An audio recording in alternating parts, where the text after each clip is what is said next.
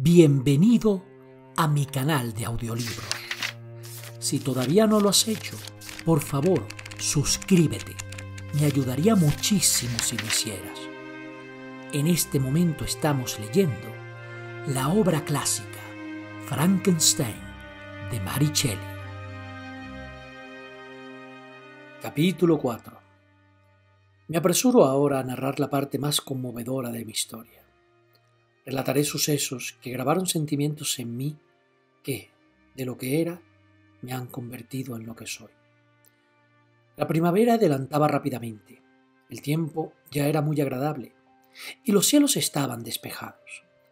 Me sorprendió que lo que antes estaba desierto y oscuro, ahora estallara con las flores más hermosas y con tanto verdor. 1000 perfumes deliciosos y 1000 escenas maravillosas gratificaban y animaban mis sentidos. Ocurrió uno de aquellos días, cuando mis granjeros habían hecho una pausa en su trabajo.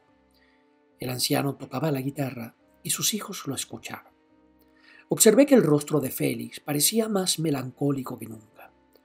Suspiraba constantemente, y entonces el padre dejó de tocar, y por sus gestos supuse que preguntaba por la razón de la tristeza de su hijo. Félix contestó con un tono alegre, y el anciano volvió a tocar la canción, cuando alguien llamó a la puerta. Era una dama montada a caballo, acompañada por un campesino que hacía de guía. La dama venía vestida con un traje oscuro y se cubría con un tupido velo negro. Agatha hizo una pregunta. La extranjera solo contestó pronunciando con un dulce acento el nombre de Félix. Su voz era muy musical, pero no se parecía nada a la de mis amigos. Al oír aquella palabra, Félix se levantó y se acercó rápidamente a la dama, quien al verlo retiró el velo y mostró un rostro de belleza y expresión angelicales. Tenía el pelo muy negro y brillante, como el plumaje del cuervo, y curiosamente trenzado. Sus ojos eran oscuros, pero dulces, aunque muy vivos. Sus facciones eran regulares y proporcionadas, y su piel maravillosamente blanca, y las mejillas encantadoramente sonrosadas. Félix pareció sufrir un arrebato de alegría cuando la vio, y cualquier rastro de pena se desvaneció en su rostro, e inmediatamente brilló con un éxtasis de alegría, del cual apenas lo creía capaz. Sus ojos centellearon y sus mejillas se enrojecieron de emoción, y en aquel momento pensé que era tan hermoso como la extranjera. Ella parecía dudar entre distintos sentimientos.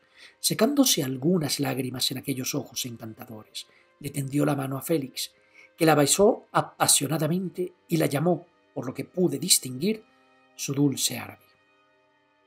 Ella pareció no comprenderle bien, pero sonrió. Él la ayudó a desmontar y, despidiendo al guía, la condujo al interior de la casa. Él y su padre intercambiaron algunas palabras, y la joven extranjera se arrodilló a los pies del anciano, y habría besado su mano, pero él la levantó y la abrazó cariñosamente. Pronto me di cuenta de que aunque la extranjera emitía sonidos articulados y parecía tener un lenguaje propio, ni los granjeros la entendían, ni ella los entendía a ellos. Hacía muchos gestos que yo no entendía, pero vi que su presencia llenaba de alegría toda la casa, disipando la pena como el sol disipa las brumas de la mañana. Félix parecía especialmente feliz, y siempre se dirigía a su árabe con sonrisas radiantes. Agatha, la siempre dulce Agatha, besaba las manos de la encantadora extranjera y, señalando a su hermano, hacía gestos que querían decir que él había estado triste hasta que ella llegó, o eso me parecía a mí. Transcurrieron así algunas horas. Por sus rostros se entendía que estaban contentos, pero yo no comprendía por qué. De repente me di cuenta, por la frecuencia con que la extranjera pronunciaba una palabra ante ellos, que estaba intentando aprender su lengua. Y la idea que se me ocurrió instantáneamente fue que yo podría utilizar los mismos métodos para alcanzar el mismo fin. La extranjera aprendió cerca de 20 palabras en la primera lección. La mayoría de ellas, en realidad, eran aquellas que yo ya había aprendido, pero me aproveché de otras. Cuando llegó la noche, Agatha y la árabe se retiraron pronto. Cuando se separaron, Félix besó la mano de la extranjera y dijo: Buenas noches, dulce Safi. Él se quedó despierto mucho más tiempo, conversando con su padre, y por la frecuente repetición de su nombre, supuse que su encantadora invitada era el asunto de su conversación. Deseaba ardientemente comprender qué decían, y puse todos mis sentidos en ello, pero me resultó completamente imposible. A la mañana siguiente, Félix se fue a trabajar, y después de que Ágata concluyera sus labores, la árabe se sentó a los pies del anciano, y cogiendo su guitarra, tocó algunas canciones tan encantadoramente hermosas que inmediatamente arrancaron de mis ojos lágrimas de pena y placer. Ella cantaba y su voz fluía con una dulce cadencia, elevándose o decayendo como la del ruiseñor en los bosques. Cuando terminó, le dio la guitarra a Ágata, que al principio la rechazó. Luego tocó una canción sencilla y su voz entonó con dulces acentos, pero muy distintos a la maravillosa melodía de la extranjera. El anciano parecía embelesado y dijo algunas palabras que Ágata intentó explicar a Safi y mediante las cuales deseaba expresar que le había encantado escuchar su canción. Los días transcurrían ahora tan apaciblemente como antes, con un único cambio, que la alegría había ocupado el lugar de la tristeza en los rostros de mis amigos. Safi estaba siempre alegre y feliz. Ella y yo mejoramos rápidamente en el conocimiento de la lengua, de tal modo que en 2 meses comencé a comprender la mayoría de las palabras que pronunciaban mis protectores. Mientras tanto, también la tierra negra se cubrió de hierba, y las verdes laderas quedaron salpicadas con innumerables flores, dulces para el olfato y para la vista, estrellas de pálido fulgor, en medio de los bosques iluminados por la luna. El sol empezó a calentar más.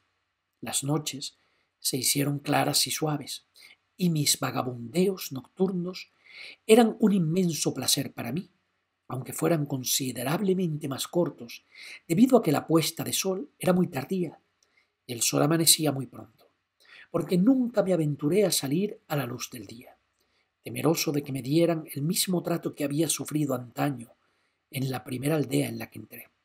Pasaba los días prestando la mayor atención, porque así podía aprender el lenguaje con más rapidez, y puedo presumir de que avancé más rápidamente que la árabe, que comprendía muy pocas cosas y hablaba con palabras entrecortadas, mientras que yo comprendía y podía imitar casi todas las palabras que se decían. Mientras mejoraba mi forma de hablar, también aprendí la ciencia de las letras, mientras se las enseñaban a la extranjera, y esto me abrió todo un mundo de maravillas y placeres. El libro con el cual Félix enseñaba a Safi era Las ruinas de los imperios de Volney. Yo no habría comprendido en absoluto la intención del libro si no hubiera sido porque, al leerlo, Félix ofrecía explicaciones muy minuciosas. Había escogido esa obra, decía, porque el estilo declamatorio se había elaborado imitando a los autores orientales. A través de esa obra, yo obtuve algunos conocimientos someros de historia y una visión general de los diversos imperios que hubo en el mundo. Me proporcionó una perspectiva de las costumbres, los gobiernos y las religiones de las distintas naciones de la tierra. Entonces supe de la indolencia de los asiáticos, del genio insuperable y de la actividad intelectual de los griegos, de las guerras y la maravillosa virtud de los primeros romanos, y de su posterior degeneración, y del declive de aquel poderoso imperio, de la caballería, de la cristiandad y de los reyes. Supe del descubrimiento del hemisferio americano y lloré con Safi por el desventurado destino de sus habitantes indígenas. Aquellas maravillosas narraciones me inspiraron extraños sentimientos. De verdad que era el hombre a un tiempo tan poderoso, tan virtuoso, tan magnánimo, y sin embargo tan vicioso y ruin. En ocasiones se mostraba como un vástago del mal, y otras veces como poseedor de todo lo que puede concebirse de noble y divino. Ser un hombre grande y virtuoso parecía el honor más alto que pudiera recaer en un ser sensible. Ser ruin y vicioso, como ha quedado escrito, que fueron tantos hombres, parecía la degradación más ínfima, una condición más abyecta que la de los topos ciegos o los gusanos inmundos. Durante mucho tiempo no pude comprender cómo podía atreverse un hombre a matar a un semejante, ni siquiera por qué eran necesarias las leyes o los gobiernos. Pero, cuando conocí los detalles de las maldades y los crímenes, ya nada me maravilló, y desprecié todo aquello con asco y repugnancia. Las conversaciones de los granjeros me descubrían ahora nuevas maravillas. Mientras escuchaba atentamente las lecciones con las que Félix enseñaba al árabe, fui aprendiendo el extraño sistema de la sociedad humana. Entonces supe del reparto de las riquezas, de las inmensas fortunas y de la extrema pobreza, de las familias, de los linajes y la nobleza de sangre. Las palabras me inducían a pensar sobre mí mismo. Aprendí que las posesiones más apreciadas por vuestros semejantes eran un linaje elevado e inmaculado, unido a las riquezas.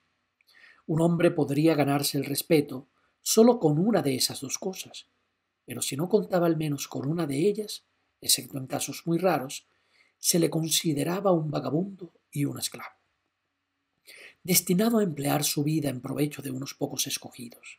¿Y qué era yo? De mi creación y de mi creador yo no sabía absolutamente nada, pero sabía que no tenía ni dinero, ni amigos, ni nada en propiedad. Además, se me había dado una figura espantosamente deforme y repulsiva. Ni siquiera tenía yo la misma naturaleza que el hombre. Yo era más ágil y podía subsistir con una dieta bastante más escasa. Soportaba mejor los calores y los fríos extremados sin que mi cuerpo sufriera tantos daños. Y mi estatura era muy superior a la suya.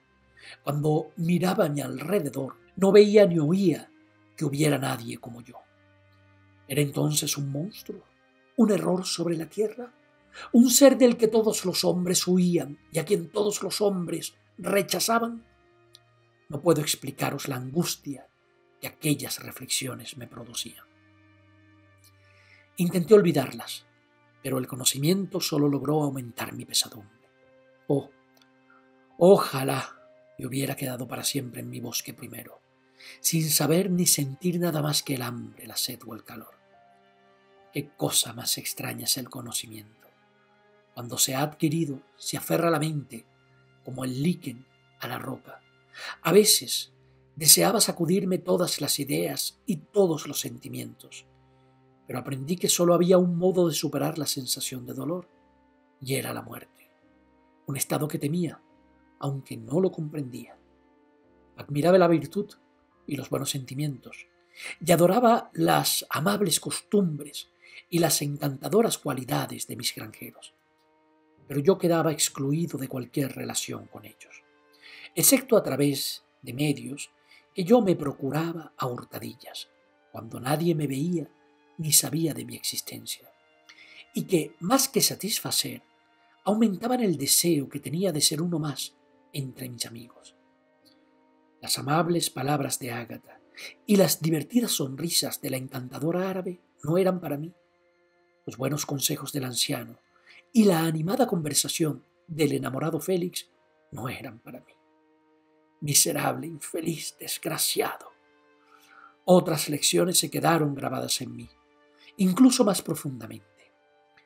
Conocí la diferencia de los sexos, y cómo nacen y crecen los niños, y cómo el padre disfruta de las sonrisas de su hijo, y de las alegres locuras de los muchachos mayores, y cómo toda la vida y los cuidados de la madre se depositan en esa preciosa obligación, y cómo la mente de la juventud se desarrolla y se adquieren conocimientos, y supe de los hermanos y las hermanas, y todas las infinitas relaciones que unen a unos seres humanos con otros mediante lazos mutuos. Pero, ¿dónde estaban mis amigos y mis parientes?